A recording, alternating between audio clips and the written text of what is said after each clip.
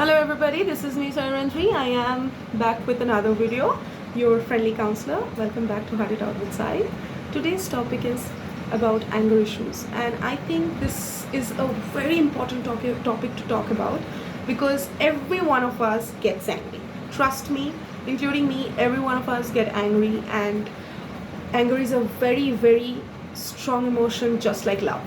So if somebody says that, oh, I don't get angry, then it's not true. Actually, we all like every one of us do get angry, and sometimes we need anger. But the thing is, we also need to know how to channelize our anger into socially acceptable behaviors.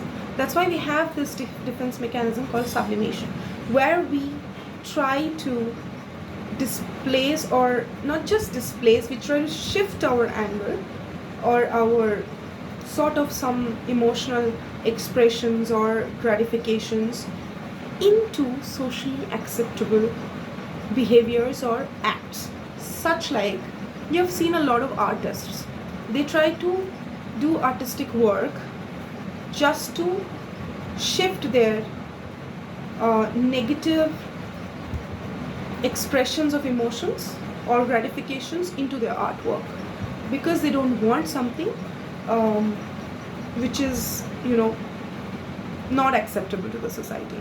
So similarly, a lot of people will go to gym, hit the gym, do a lot of physical exercises because that has a lot of biological benefits, as well as anger also has a lot of biological aspects to it, and hence people try to shift their anger issues into lifting a lot of weights or doing some physical exercises, which is again a socially acceptable way to channelize anger. So what it is important to talk about your anger issues, and it is important to positively discuss. We should discuss, because I think the more we suppress it as an emotion, it can come out in a very uglier forms, which is not healthy for us and for others.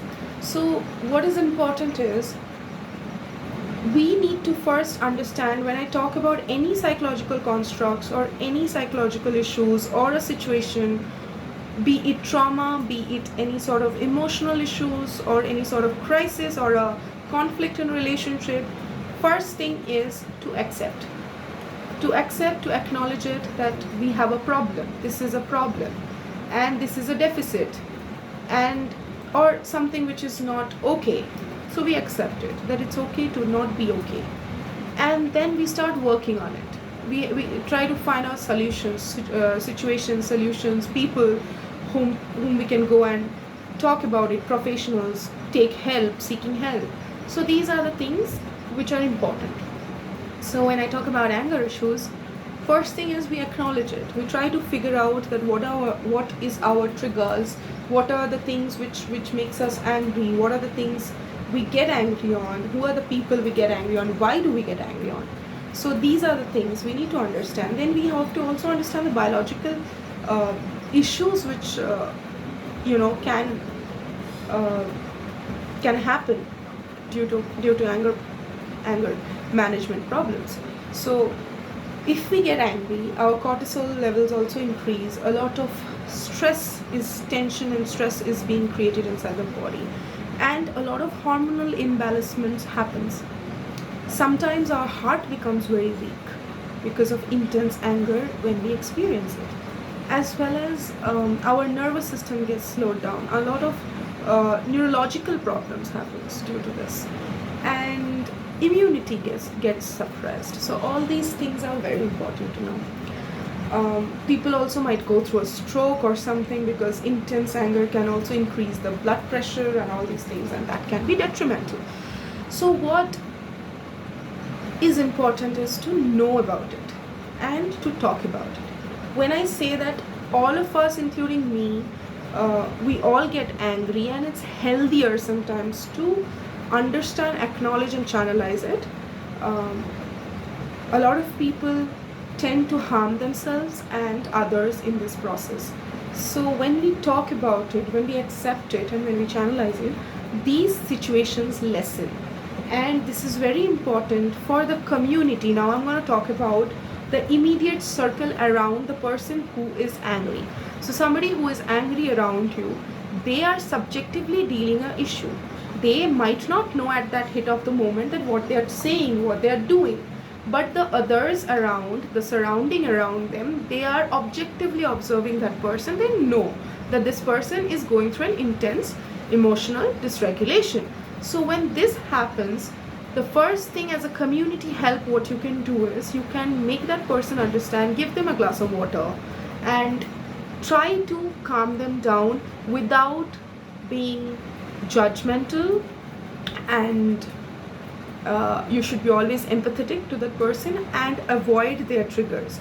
If you know their triggers, well and good. If you don't know, just be neutral to the person so that they don't get more angry. And it's going to also help them and also help you, because the person who is angry, they might not know or be aware that moment that whatever actions they're taking.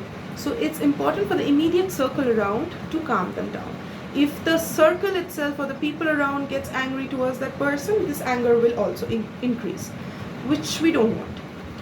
So that's how we can help a person, and always suggest somebody if they have really intense emotional dysregulations and they're suffering, we know we should always help them to seek professional support, which is also available in the community.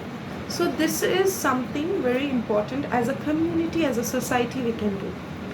Now with this video, I would also like to add one more thing, that nowadays I'm seeing a lot of rage related crimes happening in the society. A lot of rageful crimes which people are committing nowadays, and nobody is talking about it. We should come up and talk about it, because the moment we get educated into all these things, we can actually control the situations. And these are very ground level basic things. These are very root level issues which we need to talk about, because I believe that anything which is happening in the society, there are solutions to it, but nobody wants to talk about it, and everybody is just being a bystander, watching the effects. Somebody is killing somebody, somebody is harassing somebody, a rape is happening or something, and all. People are being rageful, people are being abusive to people, and we just watch it and just pass by. And fewer times we just go on a candle march or just protest, and then it's just gone, and it keeps on repeating. The cycle is going, the pattern is going on. So to break the pattern, to break the chain of the cycle, we have to understand that we need to realize ourselves as a citizen, our duties, our rights. We do have free will to choose our deeds from good to bad, but we also have our responsibilities, our self-realizations, what we are as a human being, and to work in this society, what we need to do, what is our duties, what are our rights, and how to protect those. Because we have to understand one thing: no matter what you do in life, however you're being rich or whatever achievements you're doing in life, being the righteous human being is the basic humanity we need. Nothing else matters. No money, no fame, and nothing else matters.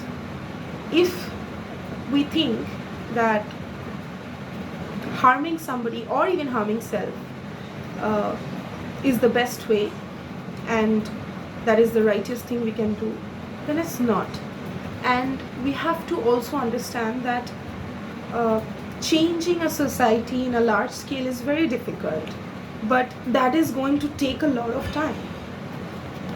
And just not time, but also it is going to happen in a very slow process. It's not going to happen in just overnight that we change the society. Today I talk about it and a lot of people sees that and they will change. No, it's not like that. It's not going to happen. Or maybe if I'm being logical, then the society might not even change.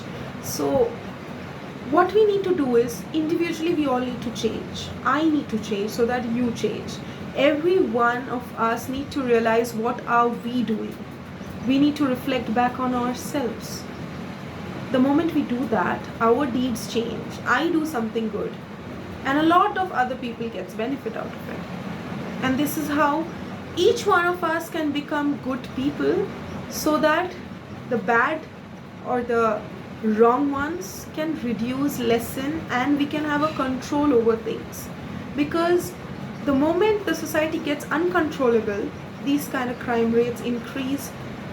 When we don't follow the rules are made because norms are set. Societal norms and rules are set because people have to obey and follow certain ways. They have to go in a way to maintain the harmony of the society.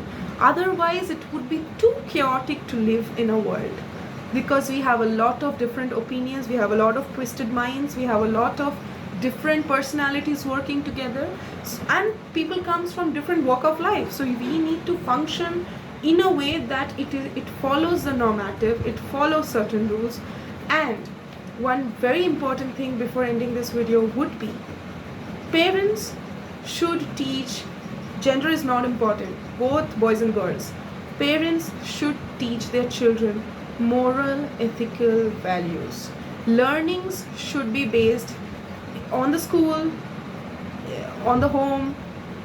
Every family, everyone should start teaching their children about how good, bad, ethical, moral values are being taught.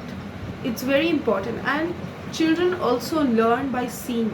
Children also learn by watching us. So how I act on things will impact my child. So it's very important to understand our own behaviors. That's what I said, that self-reflection can change a lot of things. Yourself, you can change. I can change a lot of things. So with that note, I would always say that be mindful as individuals, and nothing else matters. Trust me, nothing else matters if you can become a very mindful individual and doing good for the society, because that's what we all will feel as a satisfaction. It's really great to help each other, uplift each other, and rather than judging and being less empathetic. Because the moment we try to understand and feel others' pain, we become liberated, we become great souls. And also in that way, we are also healing our own karmas. We are also trying to become good individuals, even if we have done something wrong with people. Even if we haven't forgiven a lot of people, or somebody has done wrong with us, we kind of work on our karma. And that's very important. That's very, very important that we talk about it, that we acknowledge it, that we educate our children and ourselves, and grow together as a society. Because a lot of rageful crimes happening nowadays, harassments happening, so many rapes, so many domestic violence, and nobody is talking about it. Nobody is. And it's not just I'm talking about women facing, it's also men facing. A section in the society of men are also facing a lot of issues. A major section of the society, women are also facing a lot of issues. So it's not just the gender, it's about our own individual rights and duties and responsibilities towards ourselves and others. So when we always try to change others, or we always try to point out that, okay, that person is like this, or oh my god, she's like this, oh my god, he's like this, we kind of judge them constantly. We kind of say something constantly, we kind of tag them. But we also have to understand that we have also done certain things. We also keep doing certain wrong deeds, or sometimes we have our own flaws, and that needs to be changing. That needs to be catered. I have seen a lot of adults around me who are not mindful. And when I openly say that I also have anger issues, but I'm working on myself, and when I talk about that these are the things which we can do to how to channelize it, at least we should also understand the other person. When I have an anger issue and I see somebody else is behaving in a way, I should not judge that person, that okay, that person is behaving in a very weird way. Why? We all have anger as a strong emotion. And if somebody I witness that they are inappropriately behaving, my duty would be to make them understand, not by triggering them, not by making it more worse for them and for all of us. So it's important that we try to help and uplift each other without having a judgment on people. And this is very important that we try to educate ourselves and our children, because that's how they are the future of the nation and they will become what they become. And this is the reason why a lot of failed parenting is now happening as a very, so many youth is getting lost because of all these rageful crimes, a lot of these things happening, and a lot of failed parenting coming up because parents have not been understanding their roles properly. And not just parenting, but in the schools, the teachers should be educated enough to educate their children, their children in a better way, to have a very supportive environment, because a lot of adults, they don't know how to behave themselves. So what we can expect from children, that's very important. So with that note, I would say that acknowledgement and understanding, writing down your triggers, working on it.